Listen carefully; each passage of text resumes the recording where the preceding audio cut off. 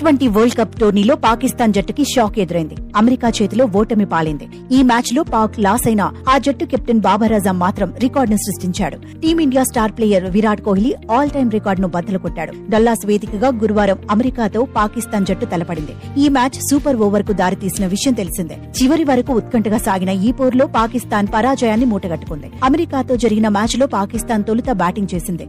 నిర్ణీత 20 ఓవర్లలో 7 వికెట్లు కోల్పోయిన పాక్ జట్టు 159 పరుగులు సాధించింది. ఈ మ్యాచ్ లో కెప్టెన్ బాబర్ అజమ్ 43 బంతులను ఎదుర్కొని 44 పరుగులు చేశాడు. ఇందులో 3 4లు 2 6లు ఉన్నాయి. ఇక షాదాబ్ 25 బంతుల్లో 40 పరుగులు కొట్టి మెరుపు ఇన్నింగ్స్ ఆడాడు. అమెరికా బౌలర్లలో కింజేగి 3 వికెట్లు తీయగా సౌరవ్ నేత్రావల్కర్ 2 వికెట్లు పడగొట్టాడు. ఇక 160 పరుగుల లక్ష్యంతో బ్యాటింగ్ కు దిగిన అమెరికా 3 వికెట్లు మాత్రమే కోల్పోయి 20 ఓవర్లలో సరిగ్గా 159 పరుగులే చేసింది. దాంతో విజేత తేలకపోవడంతో సూపర్ ఓవర్ నిర్వహించడం అనివార్యమైంది. అమెరికా జట్టులో మోనాంగ్ పటేల్ 38 బంతుల్లో హాఫ్ సెంచరీ చేశాడు. ఇక సూపర్ ఓవర్లో తొలుత బ్యాటింగ్ చేసిన యుఎస్ఏ 18 పరుగులు చేసింది. సూపర్ ఓవర్ లక్ష్య ఛేదనలో పాక్ వికెట్ కోల్పోయి 13 పరుగులు చేసింది. దాంతో అమెరికా విజయం సాధించింది. ఈ మ్యాచ్ లో పాకిస్తాన్ కెప్టెన్ బాబర్ అజమ్ అరుదైన ఘనతను అందుకున్నాడు.